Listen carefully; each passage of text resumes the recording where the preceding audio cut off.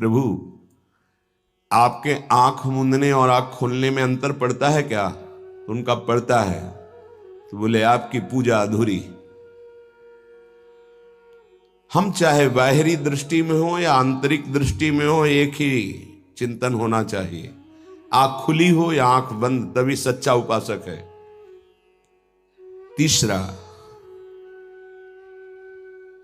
हिलना मंत्र जाप के समय। ये कीर्तन में हो सकता है, पद गायन में हो सकता है, लेकिन मंत्र जाप के समय हिलना नहीं, ये नहीं। गर्दन घुमाना, बात करना। चौथा, हंसते हुए प्रपंच की वार्ता करना, हंसी मजाक चल रही, बोलना मतलब उत्तर देना। चौथे में जो हंसते हुए प्रपंच वार्ता करना। बैठे कुर्सी में 3 लोग, माला हाथ में, प्रपंच की वार्ता। अपमान कर रहे हो माला का, मंत्र का। आप क्या कर रहे हो? उपहास कर रहे हो। 4 लोग जा रहे हैं, माला सरक रहा है, बातचीत कर रहे। तो माला सरकाने से थोड़ी भगवत प्राप्ति होगी। जो माला की एक भी मन का नाम और मंत्र से खाली ना जाए, उसका चिंतन करते हुए, वो आंतरिक चिंतन को बढ़ाने के लिए माला है। माला सरकाने से थोड़ी भगवत प्राप्ति होती है। माला की मनका के सहारे से हम प्रत्येक मंत्र का चिंतन करके, उसका श्रवण करके, मनन करके तब फिर आगे बढ़ते हैं। ये थोड़ी कि जल्दी जल्दी। किसी की माला को तो देखते हैं कि इतनी रफ्तार से कैसे चल सकती है। अगर हम केवल राधा नाम भी जपें तो इतनी रफ्तार से नहीं चल सकता, क्योंकि हमें लिखना है राधा राधा। फिर अष्टादशाक्षर मंत्र या द्वादशाक्षर मंत्र। फिर इन मंत्रों को तो कैसे आप इतनी जल्दी, कैसे बिना अक्षर मात्रा दर्शन के कैसे आप मन का सरका दिए? 11 माला बहुत होते हैं। अगर जिस पद्धति से कहते 11 माला कर लो तो बहुत जल्दी मानसिक सिद्धि प्राप्त हो जाए। सामने मंत्र लिखा हुआ है, हर बार नवीन मंत्र की रचना कर रहे हैं। हर मन के पे, एक मन के पे पूरा मंत्र लिखा, फिर एक मन के पे पूरा मंत्र, फिर मन। देखो मन कहां भाग के जाएगा। मन निर्विषय हो जाएगा, सच्चिदानंद की तरफ दौड़ पड़ेगा मन। जब के समय किसी को उत्तर देना, इधर उधर देखना, शरीर को हिलाना, हंसते हुए हंसी मजाक वार्तालाप करना, 4 बातें जब में निषेध है। जब काले न भासेत नान्यानि प्रेक्षेत बुधा, न कंपेत शिरोग्रीवाम दंता नैव प्रकाशयेत। 4 बातें। ए हंसी मजाक, 2 साधक चल रहे हैं रास्ते में, माला भी चल रहा है, हंसी मजाक। तुम्हारे पास समय कैसे, तुम्हारा माला कैसे चल रहा है? तुम वार्ता कर रहे हो, हंसी मजाक कर रहे हो। ऐसा नहीं, इतने सिद्ध नहीं हो गए हो। जो शास्त्र जब काले न भाषेत नान्यानि प्रेक्षित बुधा न कंपेत शिरोग्रीवाम दंतान नैव प्रकाशयेत।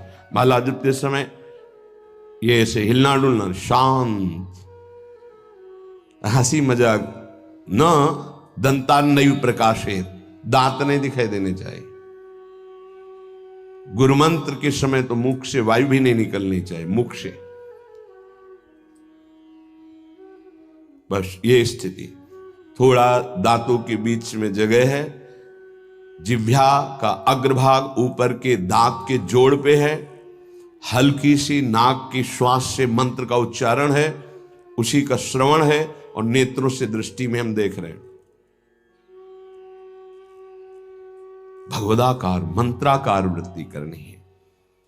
प्रभु के मंगलमय नाम उच्चारण करने से करोड़ करोड़ जन्मों के पापों का नाश होता है, ऐसा शास्त्र और ब्रह्म ऋषियों ने निश्चय किया है। भगवान का नाम उत्तम श्लोक है, पवित्र कीर्ति है। जो नाम जप करता है वो पवित्र कीर्ति वाला हो जाता है। वो उत्तम श्लोक भगवान को प्राप्त कर लेता है, भगवत स्वरूप हो जाता है। इस मार्ग में चलने वाले उपासक से, चाहे वो ज्ञान मार्ग का हो या भक्ति मार्ग का हो, कोई पाप बन जाए तो शास्त्रोक्त प्रायश्चित करने की आवश्यकता नहीं है। जैसे कृच्छ व्रत, चंद्रायण व्रत, बड़े बड़े कठोर व्रत पापों का प्रायश्चित करने के लिए हैं, वो केवल नाम जप, नाम कीर्तन अपना बढ़ावे, उसी से सारे प्रायश्चित हो जाएंगे।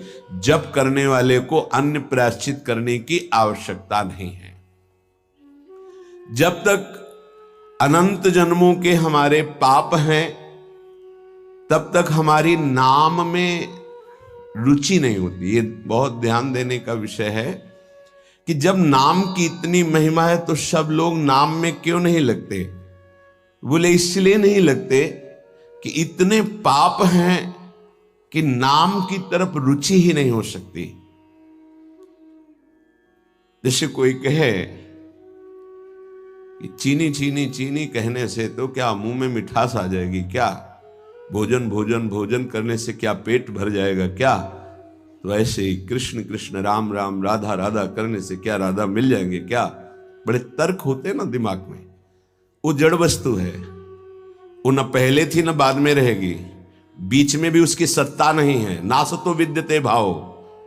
और जो भगवान को अधीन कर ले, भगवान से भी महान, जिसकी महिमा स्वयं भगवान नहीं वर्णन कर सकते। कहूं कहां लगी नाम बड़ाई, राम न सके नाम गुण गाई। वो इन भौतिक पदार्थों के नाम जैसा नहीं है, वो सच्चिदानंद है।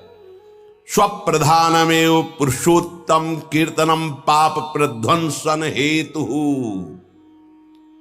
जो भगवान पुरुषोत्तम का नाम कीर्तन करता है, उसे अन्य साधन करे या न करे, प्रधान साधन नाम जप या नाम कीर्तन उसके सर्वस्व पाप का नाश कर देता है। किसी दूसरे प्रायश्चित के स्पर्श की भी आवश्यकता नहीं है। केवलमेव हरि कीर्तनम कृष्ण पापक्ष हेतु नान्य समुचितम नतरा मन्यांग भूतम। केवल नाम जप, नाम कीर्तन संपूर्ण पाप और पाप प्रवृत्ति को विध्वंस कर देता है। अन्य किसी साधन के अंगभूत की आवश्यकता नहीं है। हो रहा है अच्छा, नहीं हो रहा तो चिंता की बात नहीं है। संपूर्ण पाप और पाप प्रवृत्ति का नाश करने के लिए केवलमेव हरि कीर्तनम, केवल भगवन नाम कीर्तन, भगवन नाम जप। नरक हेतु संस्कारः प्रायश्चित्त निर्वर्ते न सजाति योत्पादकः भक्त्या पुनरुभव विधोपीति भक्तेरे वात्यंतिक शुद्ध हेतुत्वम न कर्मणाम। जैसे निश्चित हो चुका है आपके पाप कर्म से बन चुके कि नरक जाना है, ऐसे आचरण बन गए, तो बोले नरक का हेतुभूत जो कर्म हुआ, जो पाप जमा हुए, उसमें भस्म करने के लिए और भी प्रायश्चित हो सकते हैं, लेकिन उसकी जो वासना है, जो संस्कार है, जो पाप प्रवृत्ति है, वो किसी में नष्ट करने की सामर्थ्य नहीं, किसी कर्म में। वो केवल नाम जप में है।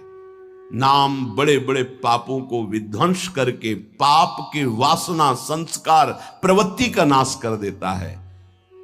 संस्कार निवृत्त हो जाना है बहुत कठिन बात है। पाप निवृत्त होने के तो बहुत साधन बताए गए हैं।